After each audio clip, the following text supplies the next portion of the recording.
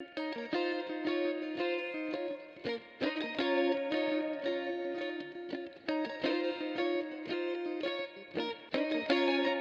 pharmacien d'officine recueille très souvent, je dirais, un peu l'histoire du patient. Le patient se confie.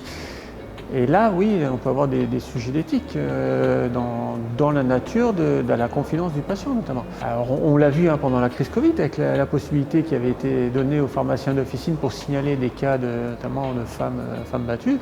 Mais ce sont des situations que l'on peut remarquer, malheureusement, qu'on peut avoir au quotidien, même avant la crise, qu'on pouvait entendre, ou des situations d'enfants maltraités.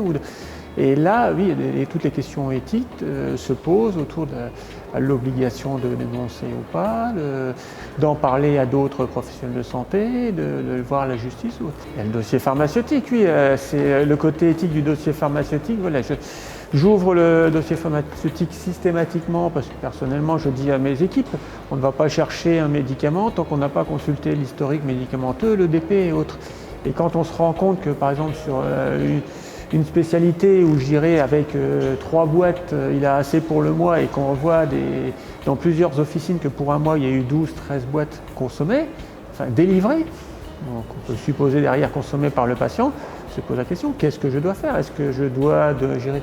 C'est un mésusage? Est-ce que je dois en parler avec le médecin? Est-ce que je dois en parler avec le payeur aussi?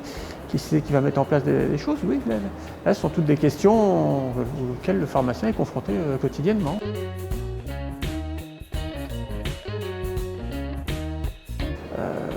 C'est vrai qu'aujourd'hui, c'est l'objet un peu du congrès, d'être vraiment sur le côté numérique, numérique en santé, apport du numérique.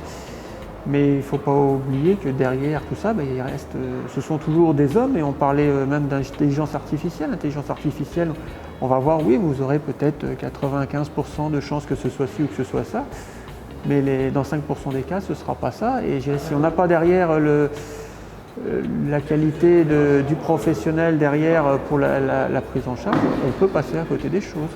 Il y aura toujours un professionnel de santé, il y aura toujours un patient et qui, eux, seront, je dirais, garants un peu de leur éthique sur cet élément.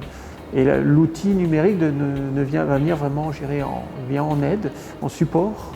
Il ne remplacera jamais le professionnel, parce que c'est la santé, et parce qu'en santé, il n'y a pas de vérité exacte, malheureusement. Donc on est bien, oui, sur un outil facilitateur dans la relation entre le patient et le professionnel, mais ça ne remplacera jamais cette relation.